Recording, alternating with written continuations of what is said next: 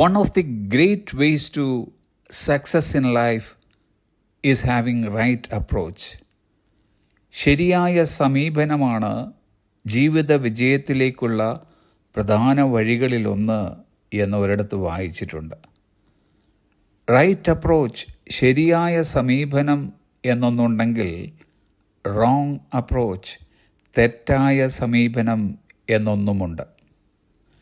വസ്തുനിഷ്ഠമായി കാര്യങ്ങളെ നോക്കിക്കണ്ട് മനോഭാവങ്ങളിൽ വ്യത്യാസം വരുത്തി സ്വയം ബോധവാന്മാരായി കാര്യങ്ങളെ സമീപിക്കുന്നതിനെയാണ് റൈറ്റ് അപ്രോച്ച്, ശരിയായ സമീപനം എന്നുകൊണ്ട് ഉദ്ദേശിക്കുന്നത്.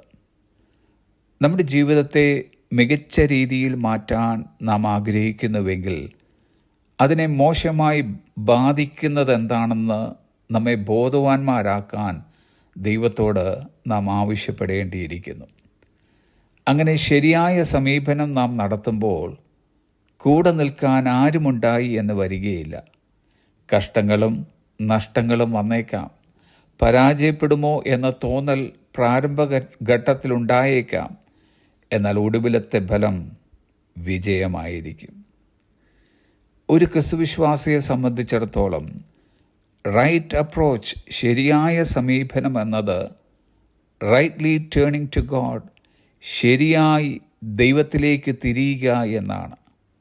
അതിനു വേണ്ടത് താഴ്മയും വിനയവുമാണ്. നമുക്ക് ഈ സ്വഭാവ ഗുണമുണ്ടെങ്കിൽ ജീവിത വിജയത്തിൻ്റെ ആദ്യ പടി ആരംഭിച്ചു കഴിഞ്ഞു. താഴ്ന്ന നിലത്തേക്കാണ് വെള്ളം ഒഴുകുന്നത്. ആയതുപോലെ കൃപയുടെ നദി ഒഴുകിയെത്തുന്നത് ഹൃദയത്തിൻ്റെ താഴ്ന്ന നിലത്താണ്.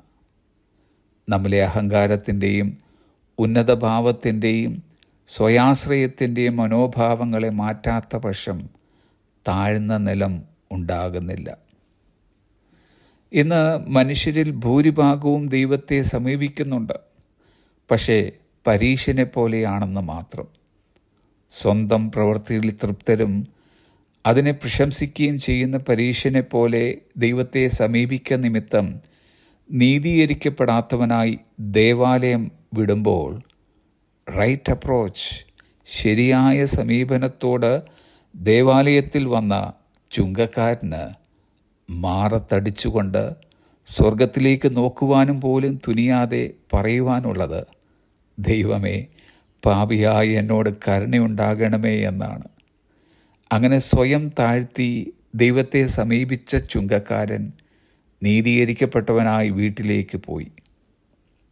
യേശു കർത്താവ് ഈ ഉപമ ഉപസംഹരിച്ചതിങ്ങനെ: തന്നെത്താൻ ഉയർത്തുന്നവനെല്ലാം താഴ്ത്തപ്പെടും, തന്നെത്താൻ താഴ്ത്തുന്നവനെല്ലാം ഉയർത്തപ്പെടും. ദൈവം ഒരുവനെ ഉയർത്തിയാൽ ലോകത്തിലെ ഒരു വ്യക്തിക്കും ഒരു ശക്തിക്കും താഴ്ത്തുവാൻ കഴിയുകയില്ല. ശരിയായ സമീപനം ശരിയായ ദിശയിലേക്ക് നമ്മെ നയിക്കുന്നു. ശരിയായ ദിശയിൽ യാത്ര ചെയ്യുന്നവർ ശരിയായ ലക്ഷ്യം കണ്ടെത്തിയിരിക്കും. Have a blessed day.